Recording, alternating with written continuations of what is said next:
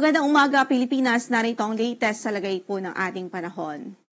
Habagat pa rin ang umiiral sa kanlurang bahagi ng Luzon at ng Kabisayaan at ito pa rin po ang nagdudulot ng mga pagulan sa malaking bahagi ng ating bansa. Maging yung mga thunderstorms o pagkidlat, pagkulog.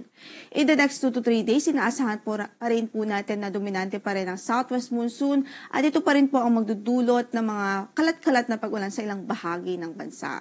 Samantala, update muna sa LPA na minomonitor natin sa loob ng ating area of responsibility. Huling nakita po ito as of 3 a.m.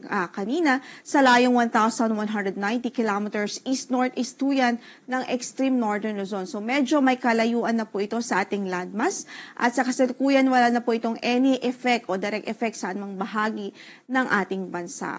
Base sa ating latest analysis ay high chance na po o mataas ang tsansa na mabuo ito bilang isang bagyo in the next or within the next 24 hours. So posible po na bago pa man ito lumabas ng ating area of responsibility ay mabuo ito bilang isang tropical depression. At kung sakaling mabuo man po ito bilang isang TD o tropical depression bago po ito lumabas ng ating bansa, ay ito po ang magiging unang bagyo sa buwan ng Setyembre at papangalanan po natin itong si Bagyong Kiko. Pero sa ating nakikitang outlook, kahit po mabuo siya within the area of responsibility at dahil medyo malayo na po siya sa ating kalupaan, mababa na po yung chance na magkaroon po ito ng any effect pa o direct effect sa anumang bahagi ng ating landmass. Gayunpaman, patuloy po tayong magantabay sa magiging updates ng Pag-asa ukol po sa nasabing weather disturbance. Para naman sa pagtaya po ng ating panahon, nasahan pa rin natin ang maulap na papawirin at mataas pa rin na tsansa ng mga kalat-kalat na pagulan at pagkidlat pagkulog dito po sa Ilocos Region, Zambales, Bataan, Occidental Mindoro, maging sa mga lalawigan ng Batanes at sa Babuyan Islands, maging sa Apayao Province.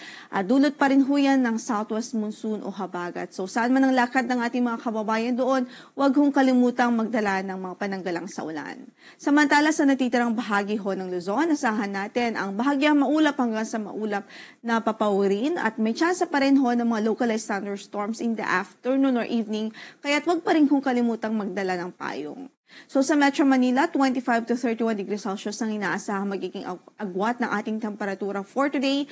18 to 23 degrees Celsius sa Baguio, 25 to 31 naman sa Lawag, 26 to 32 sa Tuguegarao, 25 to 31 degrees Celsius din sa Legazpi City at 21 to 29 degrees Celsius sa Tagaytay.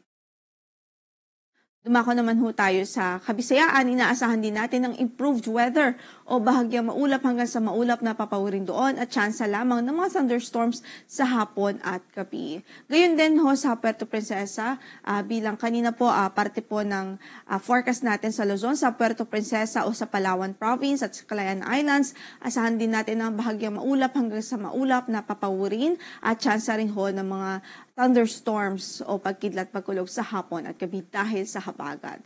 So para sa pagtayo ng ating panahon, 25 to 31 degrees Celsius sa Cebu City, 24 to 31 naman sa Puerto Princesa, 26 to 31 degrees Celsius sa Calayan Islands, 24 to 31 degrees Celsius sa Iloilo, habang 25 to 32 degrees Celsius naman po sa Tacloban City. Samantala sa Mindanao, bahagyang maulap hanggang sa maulap din ang papawirin at kung may mga pagulan man ay mga isolated o mga pulupulong mga pagulan at pagkidlat pagkulog. Sa Zamboanga City, 24 to 32 degrees Celsius ang inaasahang magiging agwat ng temperatura. Sa Cagayan de Oro ay 24 to 32 degrees Celsius, habang sa Davao ay 25 to 32 degrees Celsius.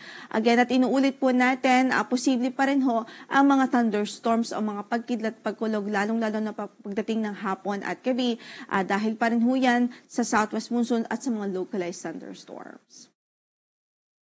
Wala rin po tayong gale warning ngayon sa namang bahagi ng ating mga baybaying dagat, banayad hanggang sa katamtaman ang magiging kondisyon o pag-alon ng ating karagatan para sa araw na ito. Gayunpaman, ingat pa rin sa ating mga mandaragat, lalong-lalo na po yung mga gumagamit ng maliliit na sasakyang pandagat. Ang sunrise natin for today is 5:44 in the morning at mamaya lulubog ang araw sa ganap na alas 6:07 ng gabi.